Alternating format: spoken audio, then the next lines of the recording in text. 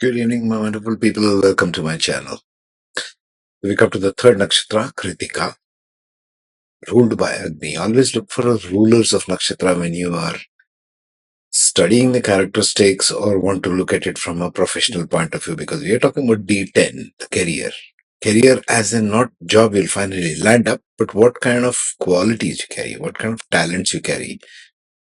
Let's face it, in this day of artificial intelligence and everybody losing their jobs and so much fear going around and everything, what is more important to you? You need to know what qualities you have, what other things you can do from your mainstream. Maybe you're an accountant, maybe you're an engineer, or in the IT industry, I don't know, wherever you are working. And let's say you lose your job, you need to find out what other things you can do. Maybe you're good for an entrepreneur, maybe you're good for some other line of work. This is where I'm coming from, at least, and this is what I want to explore and help you understand. Let's say, by the way of case studies, by the way of all covering all these 27 nakshatras through all the 12 ascendants, basic rules, and so on and so forth. Talents, knowing talents and abilities is more important than where you finally land up. Because if your talent is not in alignment with your career path or whatever it is that you ended up doing as a profession, and these days lots of kids are, confused. There are so many choices, especially in India. There's so many choices of careers, and they do one thing half, leave it half, and then go to another thing. They're so confused. It's not their fault. It's just a question of confusion of too many choices. That's the way I see it. Too many choices, like a huge buffet of careers that laid out in front of you. Nobody tells you these kinds of things, as in, what is your real talent here? What can you shine in, right?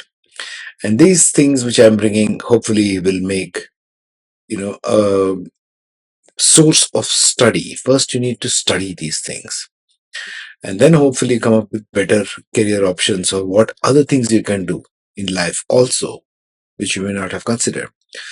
So as usual, first we'll go through the introduction. After we finish the introduction, the basic rules, then we'll get to the 12 ascendants and we'll go quickly. Yeah.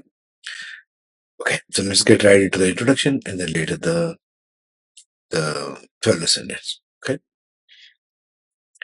So these are the ground rules for every nakshatra. Yes, I'm putting this as the ground rules. The second slide.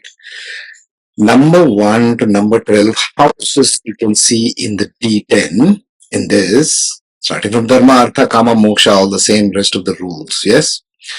But here I have put in, as in the first Nashri Nakshatra, number 1 house stands for what? This is the most dominant part of what your personality is, which you bring to all of the houses in your career. So whatever nakshatra your ascendant is falling in the D10 chart, and all the characteristics of that nakshatra will carry into whatever profession you are. Characteristics, not necessarily the professions. I want to be very clear on this. The characteristics or the qualities of the nakshatra will come into all the areas of your profession, and you will notice this if you pull out your D10 chart. This is a mandatory thing. This is the necessary condition. Okay.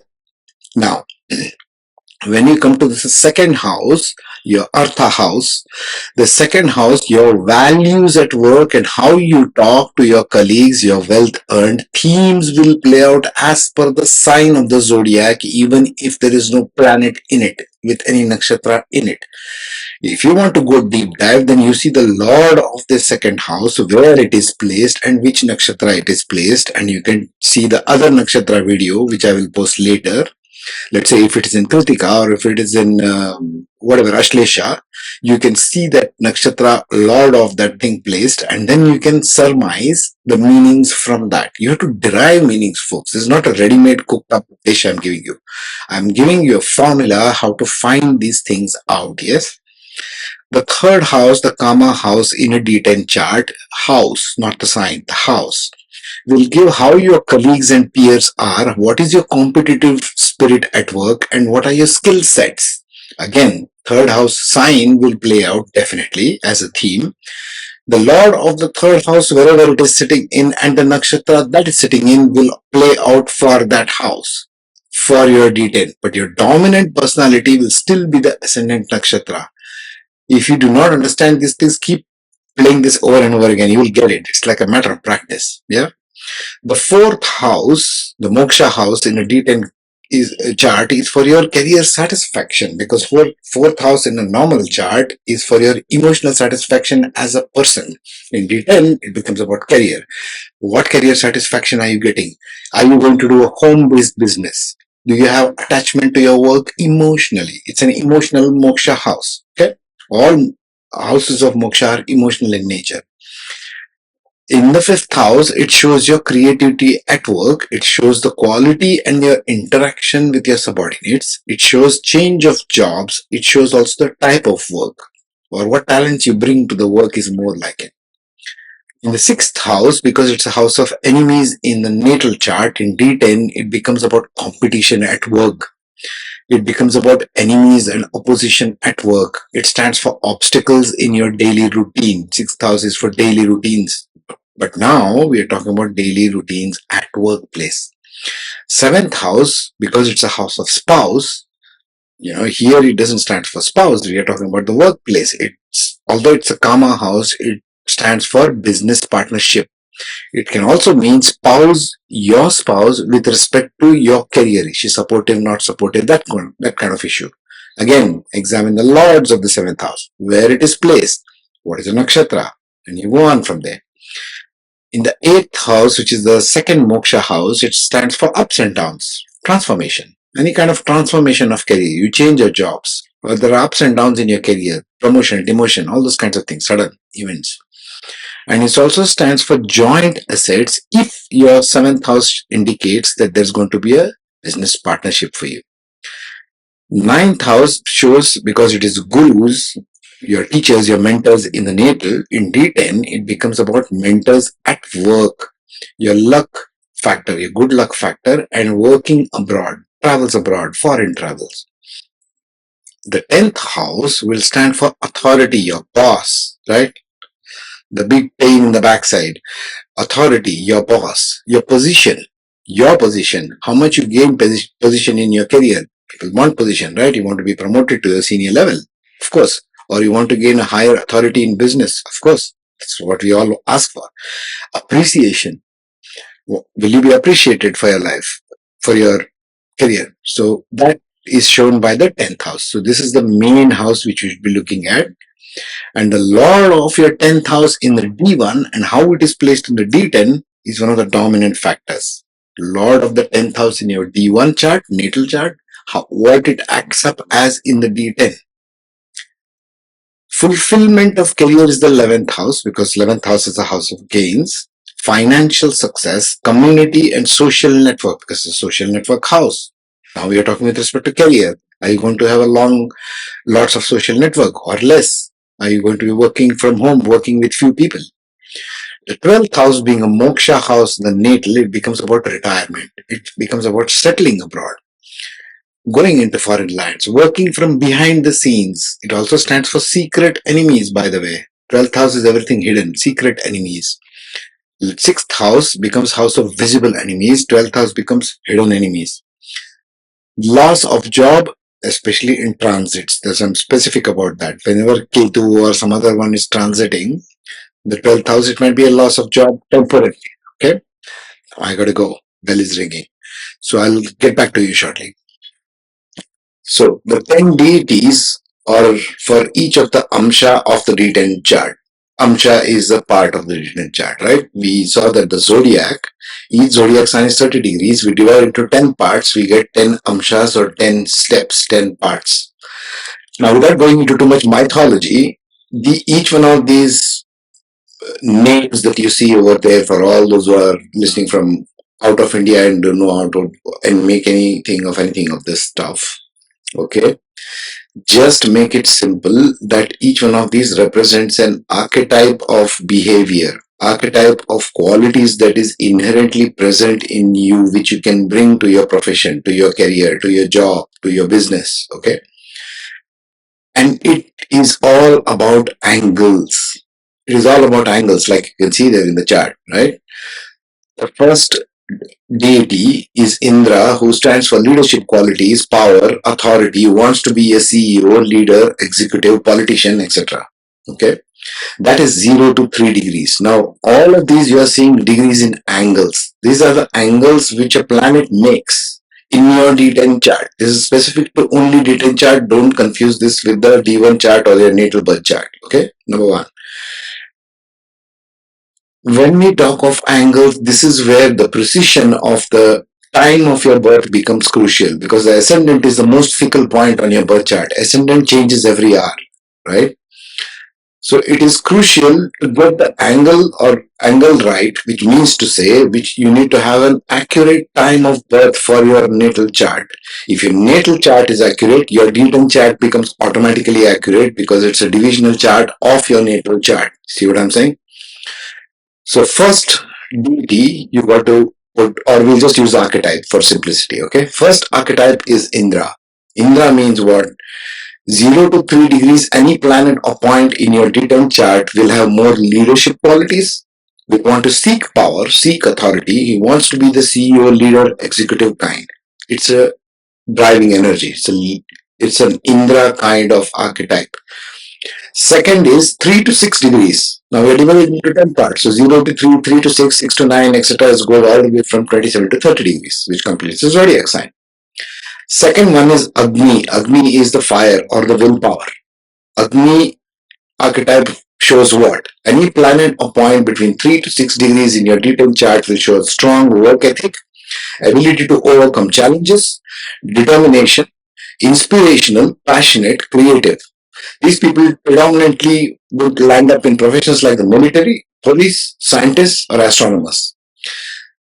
Just keep that in mind for now. It doesn't mean necessarily end up becoming a cop. Okay, we'll see that later. 6 to 9 degrees is Yama. Yama is all about dharma, means it's all about discipline. Discipline, strong sense of responsibility, adherence to ethics and morality at work. So these kind of people, if there's a strong 6 to 9 degrees planet, these people end up becoming lawyers, policy makers, HR, human resources, judge, quality managers and inspectors. These kind of professions are all about discipline, right? Strong sense of responsibility and adherence to ethics. Fourth one, 9 to 12 degrees of any planet or point in your D10 chart is the Asura, which gives it a competitive spirit, drive to succeed, ambitious. And these people typically end up becoming surgeons, healers, change makers to the traditional way at work. Everything is at your workplace. This is not your personality as a person, this is a personality at work. What you bring to the work. 12 to 15 degrees is Varuna, the archetype of Varuna. Excellent communication skills, adaptability, able to connect with others at work. Varuna is emotional, so it's a water deity, so to speak. So it is very strong in connecting with the emotional content of others. They can become good influencers, like social media influencer, for example. They can make good diplomats, philosophers. They can work in the tourism industry, all people oriented. Look at that. Or they can also go into the industry of petroleum, water, wastewater management. Varuna is about water. Okay. Sixth angle, 15 to 18 degrees, is the archetype of Vayu. What does Vayu provide this person? If more planets or points are between 15 to 18 degrees in your D10 chart, you have more Vayu qualities in you. Qualities, not the tattva, it's the quality. Dynamic, flexible, quickest to adapt, intellectual. Very intellectual people. Air sign, Vayu is air. Air is all about mental aptitude. Okay, so these people typically make PhDs, doctorates, scholars, teachers, professors, personal or business coaches, right? The seventh one, 18 to 21 degrees centigrade, okay, 18 to 21 degrees angle is Kubera, wealth. Financially astute, ability to earn and save money. So these people end up becoming accountants, banking, and investment industry. 21 to 24 degrees. Any planet or point more dominant in 21 to 24 is Ishana, the ability to find purpose and meaning.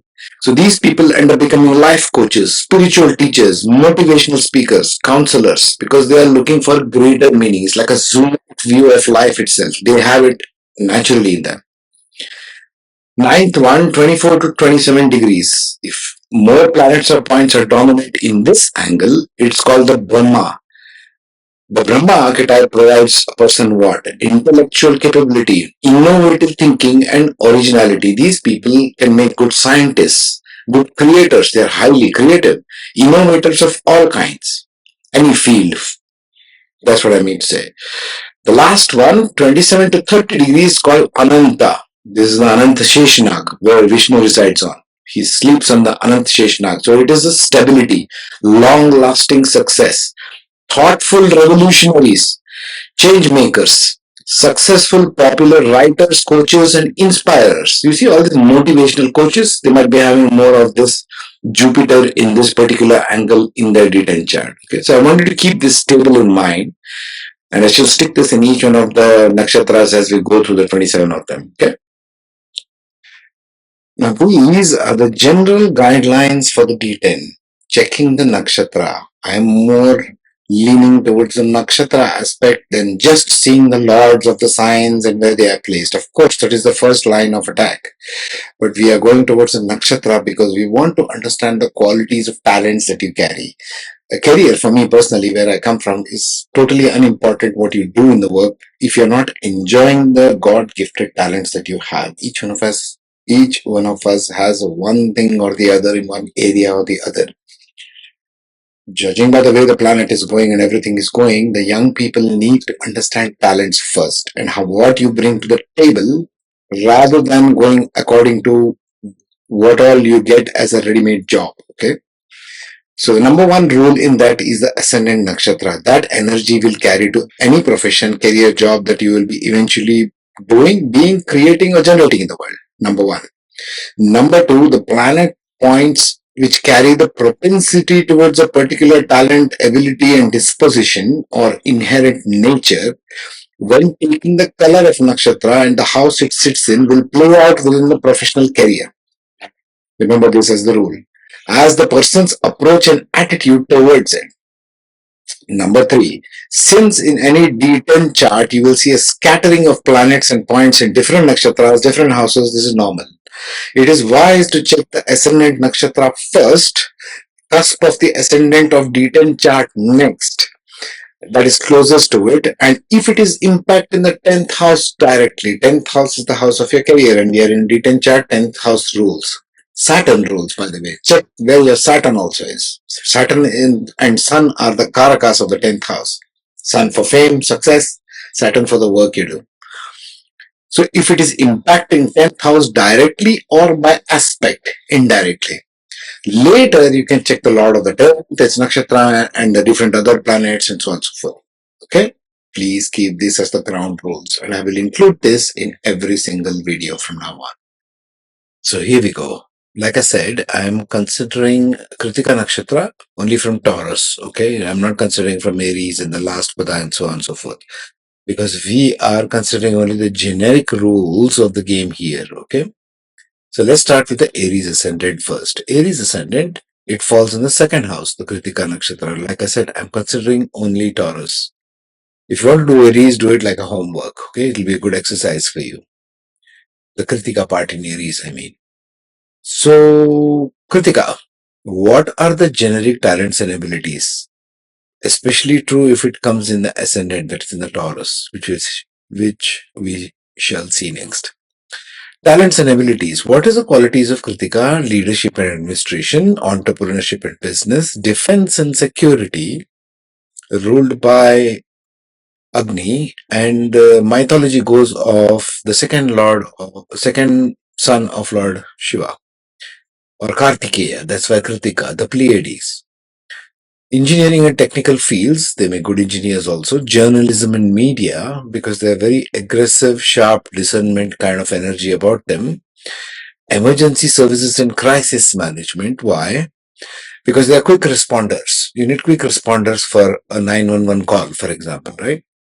So that's what Kritika stands for. But in the second house, Kritika falls in the second house in Taurus. This is the house of work. So this will be dominant in this area, right? This is the house of work. Second house is the house of work. Sixth house is the house of daily routines, and 10th house. These three houses you got to watch for when I talk in terms of career for a D10. Second house work, sixth house daily routine, 10th house career, fame recognition. So we are looking at leadership and administration. When you say leadership and administration in general principle, you got to look at these three planets for Krittika Nakshatra and Taurus. Why? It is ruled by Venus. Taurus is ruled by Venus, Lord of the Ascendant. So Jupiter, Venus, and Sun. Sun is leadership. Jupiter is more like an administrator come leadership, more like the general of the army. Mars is the warrior, that kind of a archetype. Entrepreneurship and business, you got to look at these three planets, Mercury, Mars, and Sun. Entrepreneurship requires leadership, so therefore Sun. Mars and Mercury, because you require intelligence, you require business-like mind, and you require a drive. Mars gives you the drive. Leadership is not so much of a drive. Leadership is more of a management role. Okay, like the team leaders, like the managers, and so on. Defense and security will call for Saturn. We look for Saturn, Mars, and Ketu. Actually, it's Rahu. I've corrected this, I think, in the next slide or so on, something like that. Defense security will be Rahu there. Yeah, Saturn and Mars. Saturn and Mars combination gives Saturn gives a very strong sense of dharma. What is right? Law enforcement people, police, military. What is right? I need to do this, and they guard by the law. Saturn is a very dharmic planet in that context. They stick to the law. And Mars provides that aggression that they need, the passion that they need, the anger that they need. The no-nonsense speaking is Mars, right? Engineering and technical fields, if you want to look at career-wise, it will be Mars, Mercury, and Rahu. Especially Mercury and Rahu will give combination of all consultancy, information technology, computer science, abstract sciences, right? Rahu knows how to deal with abstract sciences. Mercury with Rahu will give you that combination in Krittika. And then journalism and media. What kind of planets do you look for with Krittika? Journalism and media would be Venus, Mercury, and Rahu combination together. Think of all the standard archetypes that Mercury, Venus, and Rahu provide. Okay, then you will get the idea basically. Because Venus provides that aesthetic sense. Journalism and media requires you to be somewhat good looking. You can't be looking like me. Then you have Mercury and Rahu. That also helps. Emergency service and crisis management. When does Krittika excel and make a career out of this? Mars, Venus, and Moon. Why do I say Moon? Because medical services is typically characterized by the Moon, okay, presence of the Moon. Now that's second house, the value system at work, how you speak to colleagues and earned wealth. Now all of these significators you should also see where and how they are placed. And like I spoke in the previous slide, you should see the deity also. We'll do case studies, so you will get this as we do case studies. Let me first finish the basic stuff, yeah? In Taurus ascendant, it comes in the ascendant. So now all of these qualities in the first house, in a Taurus ascendant, in Krittika Nakshatra, you will carry to one or more of these combos you will carry to any profession that you're doing. You may have entrepreneurship and business-like qualities in, let's say, if you're doing in banking, or let's say if you're doing in management, or not necessarily defense and security, but you're like a private investigator. That can also happen. So any area of life, you will carry these qualities, not necessarily the job title. Don't look at it that way. Yeah. In Gemini, it comes in the 12th house, Krittika and Taurus, which is the house of retirement, working abroad, foreign travels. When you think of foreign travels, again, you got to look at the Lord of the Ascendant also, which in this case is Mercury. So if you are in engineering and technical fields, Mercury, if it's placed in 12th house, Lord of the Ascendant is in 12th house in D10, chances are you might go abroad and work as a software engineer, as many Indians do, by the way, right? Silicon Valley. That can happen. Hidden enemies. When you talk of hidden enemies, it may also be pertaining to Saturn. Okay. So Saturn houses wherever, let's say Lord of the 10th. Lord of the 10th in case of Gemini ascendant is Jupiter. So we are talking leadership and administration. This can also be dominant depending upon where Jupiter is placed. If Jupiter is placed in sixth, for example, I'm just taking a random pot shot. If Jupiter placed in sixth, looking at the 12th, this person might be a consultant working abroad. That can happen. Cancer. In Cancer, it's in the 11th house, Krittika Nakshatra, which is the house for what? Fulfillment at career, financial success, and community and social gains. Where is the Lord of the 11th house? You should see where Venus is placed if you're thinking money. Wherever Venus is placed, it will make the money. It may not be necessarily in this thing. Suppose Lord of the 11th is placed in 12th. It can mean more losses, or it can mean earning abroad but not in native lands also. Yeah, that can happen. Community and social network.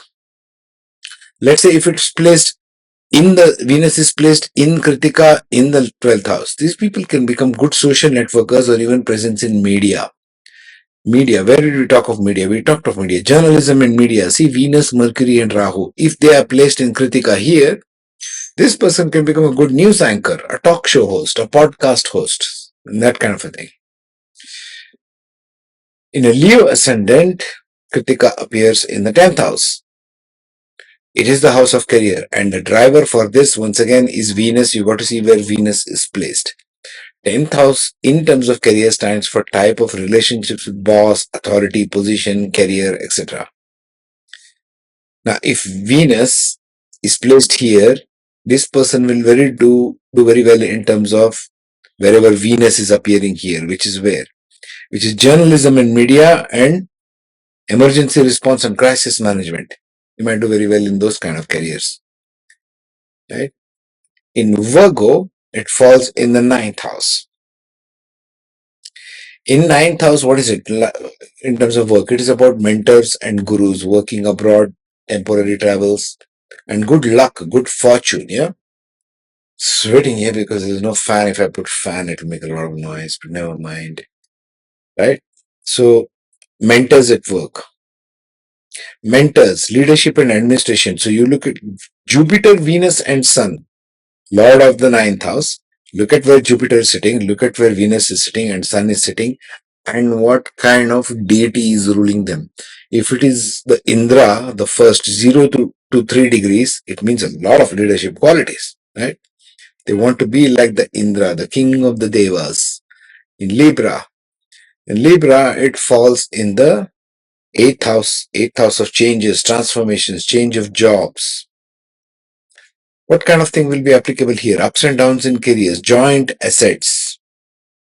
Who looks for assets in entrepreneurship and business? So you've got to look at Mercury, Mars, and Sun if you're looking at joint assets in this particular house. Yeah. If there is there in Krittika, they might be interested in a lot of joint assets. Scorpio ascendant, it falls right opposite in the 7th. So you've got to look at spouse, got to look at business partnership. Business partnership again will come in the department of the second one, Mercury, Mars, and Sun. If they are placed here, especially Mercury, if it's placed here, they make very good business partners. And Libra, Scorpio, well, they're not very good with opposite side of the things. They are more fixated, but Rahu will give them that boost. If Rahu is placed with Mercury in the 7th for a Scorpio ascendant, they make excellent business partners. Yeah. Trustworthy business partners. Sagittarius.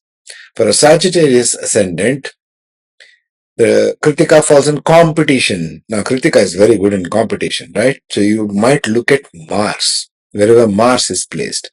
Mars is for entrepreneurship and business and defense and security. If Mars and Saturn are placed here, Saturn is aspecting or Mars is aspecting this house and placed here, this will be good for them for defense and security because 6th house is the house of enemies. Yeah.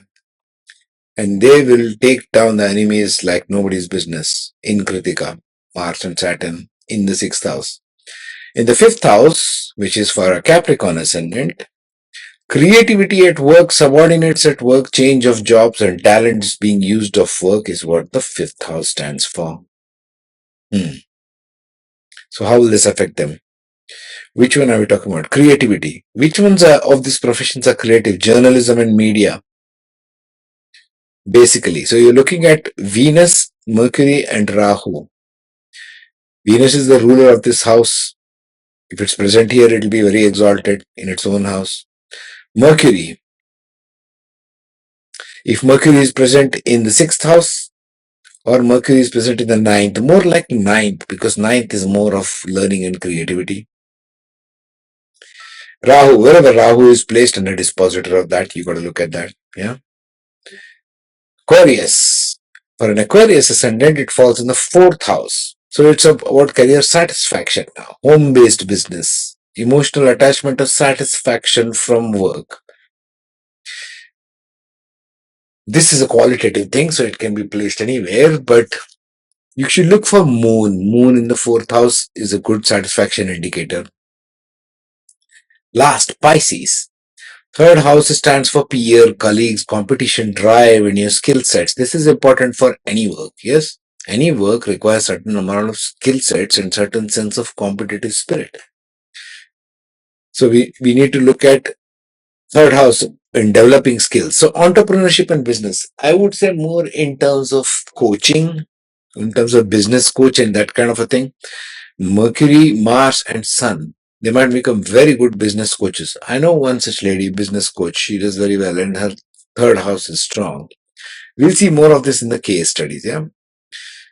So that's it for me for now. Next one, we shall be taking who's the guy after it? Mrigshira. Mrigshirsha, right? Oh no, sorry, Rohini. We'll take Rohini and then we'll go to Mrigshirsha. Meanwhile, take care, be safe, and be happy wherever you are.